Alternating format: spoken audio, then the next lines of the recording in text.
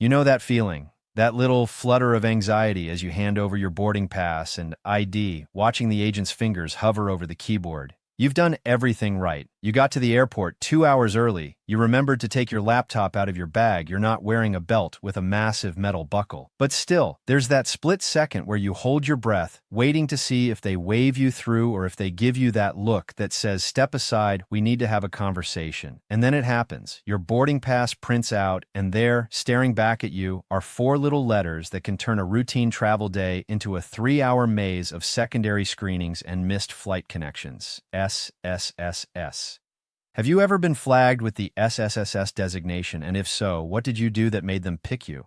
Seriously, drop your story in the comments, because I am genuinely curious how many of you have dealt with this and whether you ever figured out why it happened. Because here is the thing about the TSA and the way they operate at American airports. It is not random, even though it often feels random. There is a method to what seems like madness, and once you understand how the system thinks, you can stop being a passenger and start being a participant in your own screening experience. And that is really what this whole conversation is about. It is about understanding the invisible lines that exist between what the TSA allows, what they forbid, and how those rules intersect with a little-known algorithm that decides whether you are just another traveler or a person of interest. Let me set the stage for you, because we are going to go deep into this. We are going to talk about the stuff you can bring, the stuff you absolutely cannot bring, and the gray areas where most travelers get tripped up. But more importantly, we are going to talk about why you, specifically you, might find yourself pulled out of line for extra scrutiny, and what you can do, starting today, to make sure that doesn't happen when you travel in 2026. Because the rules are always shifting, the technology is always evolving, but human nature and the way security officers interpret behavior, that stays surprisingly consistent. I have spent more hours in American airports than I care to count, and I have made just about every mistake you can make. I have shown up with a water bottle full of liquid I forgot to dump. I have walked through the metal detector with a pocket knife I forgot was in my jacket from a camping trip 6 months earlier. I have been pulled aside, wanded, patted down, and questioned. And through all of that, I started to realize that the TSA, for all its frustrations, is not actually the enemy here. They are following a playbook.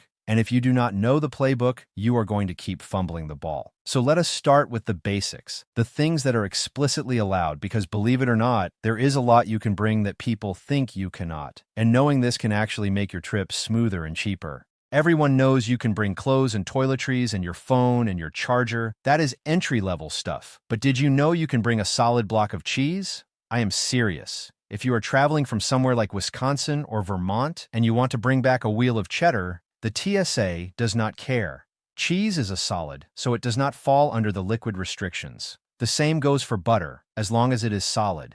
If it is spreadable, if it has that soft consistency where it could technically be considered a gel, you might run into issues. But a firm block of cheese? Go for it. I have done this myself, wrapped up a nice sharp cheddar in my carry-on, and nobody batted an eye. The logic here is simple. Liquids and gels are restricted because they could potentially be mixed with dangerous chemicals. Solids are easier to screen. So, if you're thinking about bringing back some local food items as gifts, check the consistency, not just the category. And while we are on food, let me tell you about pie. This is one of my favorite examples because it sounds absurd, but it is completely real. You can bring a pie through airport security. A whole pie. Pumpkin, apple, pecan, it does not matter. The TSA has actually officially stated that pies are allowed in carry-on luggage. Now, will it get flagged for additional screening? Possibly, because when that pie goes through the X-ray machine, it looks dense and unusual. The officer might need to take a look, might need to swab it for explosives residue, but you are allowed to have it. So if you are heading to a family gathering and you volunteered to bring dessert, do not let airport security stop you. Just be prepared for them to treat your pie with a little more attention than you might expect. Now, let us flip the script and talk about what is forbidden, because this is where people really mess up. And it is not always the obvious stuff. Everybody knows you cannot bring a gun on a plane. That is drilled into us. But what about a hammer? You might think, well, it is a tool. It is not a weapon. The TSA disagrees. Tools over 7 inches in length are generally prohibited in carry-on bags. And it is not just about length. It is about the potential to cause harm. A hammer, a crowbar, a large wrench, these are all considered capable of being used as weapons, so they have to go in checked baggage. The same goes for sports equipment like baseball bats, hockey sticks, and golf clubs. You might be heading to a tournament, but that club is not coming into the cabin with you. And here is a tricky one that catches a lot of people by surprise. Self-defense items. You cannot bring pepper spray in your carry-on. In fact, the rules on pepper spray are incredibly strict. Even in checked baggage, there are limitations on size, and it has to have a safety mechanism to prevent accidental discharge. But mace, tasers, brass knuckles, even those little keychain cat defense tools that look like cute animal faces but have pointy ears, those are all no-go items. The TSA views them as weapons, plain and simple. I have seen grown adults almost in tears at the checkpoint because they forgot they had a small Swiss Army knife on their keychain, a knife they have carried for years without thinking about it. And the TSA agent is not going to let you run back to the counter to check it if you are already through the line. You either surrender it or you leave the security area, go check your bag, and come back through, which means missing your flight more often than not. But here is where it gets really interesting and where we start to connect this to the bigger picture of how you are treated as a passenger. The TSA is not just looking for objects, they are looking for behavior. They are trained to observe how you move, how you react, how you answer questions. And this is where the SSS designation comes into play. That four-letter code stands for Secondary Security Screening Selection, and it is essentially a flag on your boarding pass that tells every agent from the moment you check in that you require extra attention. So what puts that flag on your record? Well, a lot of it comes down to your name. If your name matches or is similar to a name on a watch list, you are going to get flagged. And there is not much you can do about that except enroll in programs like Global Entry or TSA PreCheck, which actually perform a background check on you in advance and give you a known traveler number. That number tells the system that you have been vetted and you are not a risk. It does not guarantee you will never get SSSS, but it drastically reduces the odds.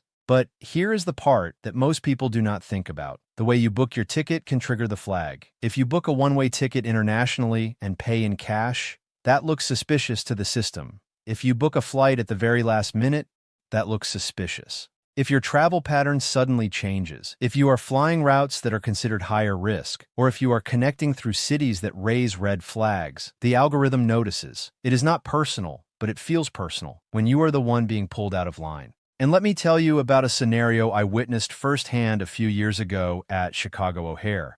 There was a guy probably in his late 20s traveling alone. He had a backpack and a small roller bag.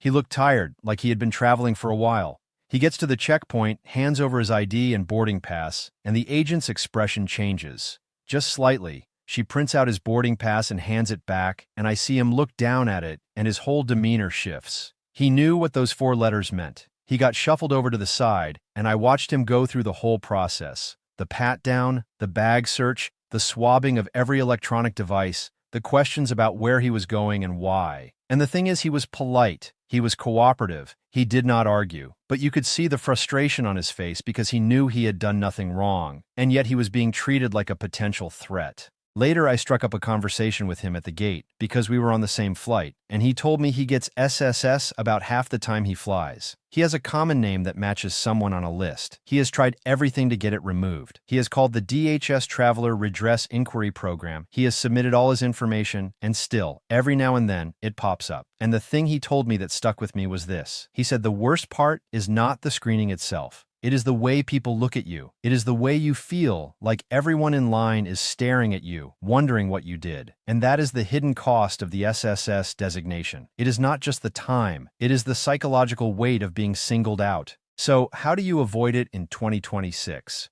Let me walk you through some practical steps because the landscape is changing. The TSA is using more advanced technology now, like credential authentication technology, which scans your ID and checks it against multiple databases in real time. That means some of the old triggers are less relevant, but new ones have emerged. First and foremost, get yourself a known traveler number. Whether you go through TSA PreCheck or Global Entry, having that number in your reservation is the single best thing you can do. It does not just get you access to the shorter lines where you can keep your shoes on. It tells the system that you have been vetted. It is a signal that you are a known quantity, not an unknown variable. Second, pay attention to how you book. If you travel frequently, try to maintain consistency. Use the same frequent flyer accounts. Use the same credit cards. Book your tickets in advance when possible. The algorithm looks for anomalies. If you usually book round trips and suddenly you are booking one-way tickets, that anomaly might get you flagged. If you usually fly economy and suddenly you are in first class, that is not suspicious. But if your payment method is unusual, if you are using a prepaid card or cash, that can raise eyebrows. Third, and this is a big one, be aware of your travel history. If you have recently traveled to countries that are considered high risk, you might find yourself under extra scrutiny for a while. That does not mean you should avoid those places, but it does mean you should be prepared for the possibility that your name might pop up on a list for a few trips afterward. The system has memory, and it takes time for that flag to fade. Now let me share something with you that most travelers do not realize. The TSA officers themselves have a certain amount of discretion. Yes, they follow rules, but they also make judgment calls. And how you present yourself in that moment matters. If you are rushing, if you are agitated, if you are snapping at the agent because you are running late, they have the authority to take a closer look. They can decide that your behavior warrants additional screening. And once that decision is made, it is very hard to undo in the moment. So even if you are stressed, even if you are about to miss your flight, take a breath. Be polite, be cooperative. The agent is not your enemy, they are just doing a job, and that job includes assessing your demeanor. I remember one time I was traveling through Atlanta, and the woman in front of me was having a complete meltdown because she forgot she had a bottle of water in her bag. She was yelling at the agent, telling him this was ridiculous, that she was a frequent flyer, that she knew the rules. And the agent just stood there, calm as can be, and asked her to step aside for additional screening. She went from a simple water bottle issue to a full pat-down and bag search because of how she reacted. Could she have just said, "Oh my gosh, I am so sorry, I completely forgot," and tossed the bottle and moved on? Absolutely. But her behavior escalated the situation, and she paid the price in time and frustration. This is the part of airport security that does not get talked about enough. The human element. We focus so much on the rules, the lists of prohibited items, the 311 liquids rule, that we forget there is a person standing on the other side of that conveyor belt.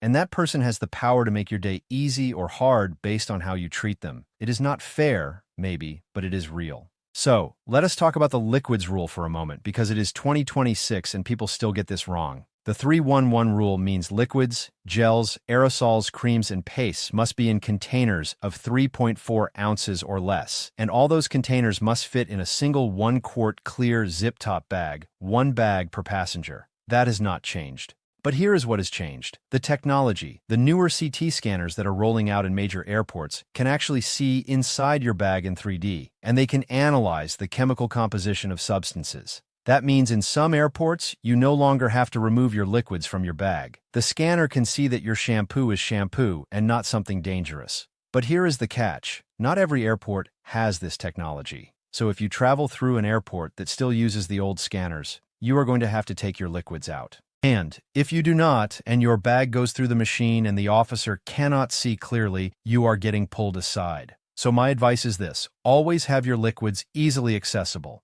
Even if you think you are flying out of an airport with the new scanners, have them in an outer pocket so you can grab them quickly if needed. Do not bury them at the bottom of your bag. And while we are on the subject of electronics, this is another area where people get tripped up. Laptops must be removed from your bag and placed in a bin by themselves, unless you are at an airport with those new scanners. Tablets, e-readers, and large electronics often need to be removed as well. But here is the thing. If you have a Kindle or a small tablet and you leave it in your bag, it might be fine, or it might trigger an alert. The officer has to decide if that dense object is a tablet or something else. So just take it out. It takes 2 seconds, and it saves you the hassle of having your bag searched. Now, I want to talk about something that is not a physical item at all, but it is one of the biggest triggers for additional screening: your ID. Specifically, if your ID does not match your boarding pass, or if your ID is damaged, or if it is expired. I have seen people turned away from the checkpoint entirely because their driver's license expired last week. They did not realize it, and now they cannot fly unless they have a passport or another accepted form of identification. And if you are flying internationally, your passport needs to be valid for at least 6 months beyond your travel dates for most countries. That is not a TSA rule, that is a customs and immigration rule. But if you cannot get on the international flight because your passport is expiring, the TSA is not going to help you. And here is a scenario that plays out every single day in American airports. Someone shows up with a temporary paper ID because they lost their license and just got a replacement from the DMV. The TSA does not accept paper IDs. They need a physical form of identification. So if you are in that situation, you need to bring your passport, or you need to be prepared for an identity verification process that can take an extra 30 minutes while they call your information in and ask you questions to confirm who you are. It is possible to fly without an ID, but it is a massive hassle, and you should only do it if you have absolutely no other option. Let me shift gears a little bit and talk about something that is technically allowed, but will absolutely get you pulled aside for a conversation. Cash. You are allowed to carry as much cash as you want. There is no law that says you cannot travel with $10,000 in your pocket. But if you go through security with a large amount of cash, the TSA might ask you about it. They are not the police. They are not going to arrest you for having cash, but they can notify law enforcement if they suspect something. And if you are carrying a lot of cash, especially in small bills, especially if it is wrapped in a way that looks suspicious, you are going to have a conversation. So if you must travel with a significant amount of cash, keep it in your carry-on. Do not put it in checked baggage, and be prepared to answer questions. The same goes for jewelry and valuables. Keep them with you, but understand that they might attract attention in the X-ray. Now let us get into the weeds on something that I think is fascinating. The way TSA handles medication. If you have prescription medication, you are allowed to bring it in your carry-on, and it does not have to follow the 311 rule.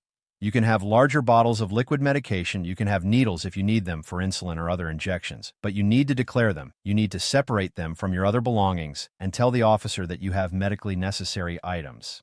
And here is the key. The medication should be in its original packaging with the prescription label.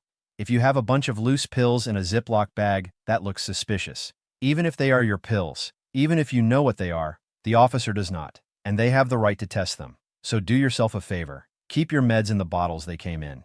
It just makes everything smoother. And while we are on health, let us talk about CBD products. This is a gray area that has caused a lot of confusion.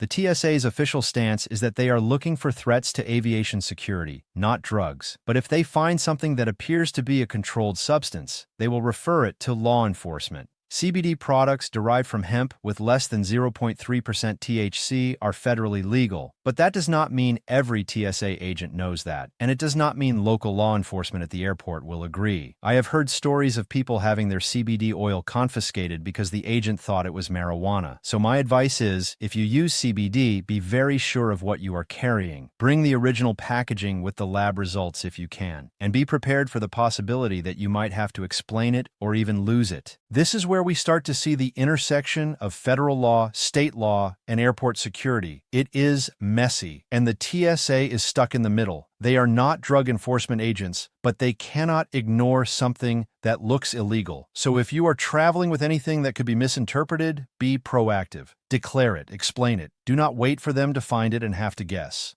Now let me tell you about something that happened to a friend of mine because it illustrates the importance of knowing not just the rules, but the spirit of the rules. He was traveling with a snow globe.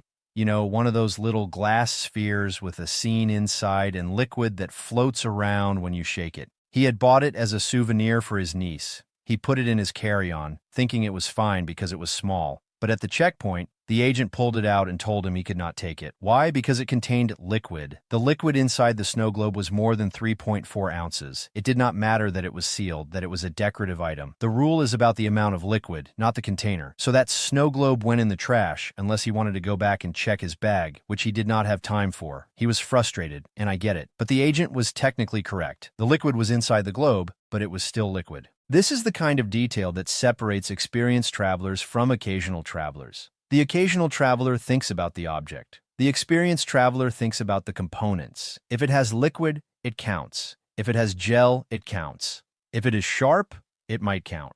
You have to think like the machine and like the officer looking at the screen. And that brings me back to the SSS designation and how all of this connects. Because the SSS is not just a random flag. It is often the result of a combination of factors. Your name, your travel pattern, and yes, your behavior at the checkpoint. If you are the person who sets off alarms because you forgot to empty your pockets, if you are the person who has to be asked 3 times to take out your laptop, if you are the person who gets frustrated and starts arguing, you are drawing attention to yourself. And that attention can lead to a closer look, not just at your bag, but at your record. The system is designed to identify outliers. If you blend in, if you follow the process smoothly, if you are polite and prepared, you are less likely to stand out. And standing out is what leads to the SSSS flag. It is not about being suspicious, it is about being noticed. So do not be noticed. Be boring. Be the passenger who moves through the line without any issues, without any drama, without any reason for the agent to remember you 5 minutes from now. Let me give you a practical example. When you approach the document checker, have your ID and boarding pass out and ready. Do not wait until you get to the front of the line to start digging through your bag. Have them in your hand. When you get to the conveyor belt, start emptying your pockets before it is your turn. Take off your jacket, take off your belt, put your phone and wallet in your bag or in a bin. Be ready. The faster you move, the less attention you draw. The person fumbling around, holding up the line, that is the person who gets the extra look. And here is something that might surprise you. The TSA pre-check line is not just faster because you keep your shoes on, it is also a psychological signal. When you are in that line, the system already knows you have been vetted. The officers in that lane are looking for different things than the officers in the standard lane. They are looking for people who might have gotten pre-check but should not have, but generally, they assume you are low risk. So if you can get pre-check, do it. It is worth the money and the background check just for the peace of mind. Now, let us talk about 2026 specifically. What has changed recently? Well, the TSA has been rolling out new self-service screening lanes in some airports. These are pilot programs where you go through a scanner that gives you instructions and you basically screen yourself with officers monitoring. It is designed to reduce the need for pat-downs and to speed up the process. But it also means that if you make a mistake, if you forget to take something out, the system flags you and you get pulled aside. So even with new technology, the basics still apply. Be prepared. Another change is the increased use of biometrics. Facial recognition is becoming more common at checkpoints. You look into a camera, it compares your face to your passport photo, and if it matches, you move on. This is supposed to be more secure and more efficient. But it also means that if your appearance has changed significantly, if you have grown a beard or cut your hair drastically since your passport photo, you might get a second look. So keep that in mind. The machine is looking for a match, and if it does not get one, a human steps in. And this is where we circle back to the human element. No matter how much technology advances, there will always be a person making the final call. And that person has a tough job. They stand there for hours looking at screens, dealing with frustrated travelers, looking for threats. They are not perfect. They make mistakes. They have bad days, but they are also your gateway to the flight. So treat them with respect, even when the rules seem arbitrary, even when you are sure that your snow globe should be allowed. I want to leave you with a story that I think captures the essence of all of this. A few years ago, I was flying out of Denver, and I watched a family, parents with 2 young kids, go through security. The kids were maybe 4 and 6. They were tired. It was early in the morning. The parents were stressed, trying to get everyone organized. They had strollers, car seats, bags full of snacks and toys. It was chaos, but it was the kind of chaos that comes with traveling with small children. And as they approached the conveyor belt, the dad realized he had left a small bottle of apple juice in the diaper bag. It was more than 3.4 ounces. He looked at the agent, and before the agent could say anything, he said, "I am so sorry, I completely forgot about this." He handed it over, no argument, no frustration, and the agent smiled and said, "No problem, happens all the time. Have a great flight." That was it. 2 seconds, and they were on their way. Contrast that with the businessman behind them who had a meltdown because he had to take his laptop out of his bag. He was in such a hurry that he was rude, and that rudeness cost him 10 minutes while the agent took an extra long look at his bag. Same checkpoint, same rules, completely different outcomes. So as you prepare for your next trip, whether it is in 2026 or beyond, remember that the rules are just one part of the equation. Your attitude, your preparation, your awareness, those are the variables you control. The TSA is going to do what they do. They are going to enforce the rules. They are going to run the algorithms. They are going to flag people for reasons you may never understand. But you can tilt the odds in your favor by being the passenger who is ready, who is polite, who is not worth a second look. And if you do get that SSSS on your boarding pass, if you do get pulled aside, do not panic. It is not the end of the world. It is an inconvenience, but it is manageable. Cooperate, answer the questions honestly, and remember that it is not personal. It is just a process, and in a few minutes, it will be over, and you will be on your way to your gate. maybe a little later than you hoped, but still on your way. I would love to hear your stories. Have you ever been flagged with the SSSS? Did you ever figure out why? What did you learn from the experience? Drop it in the comments, because this is one of those topics where everyone has a different take, and the more we share, the more we understand how this system really works. Safe travels, and I will see you in the next one. This response is AI generated for reference only.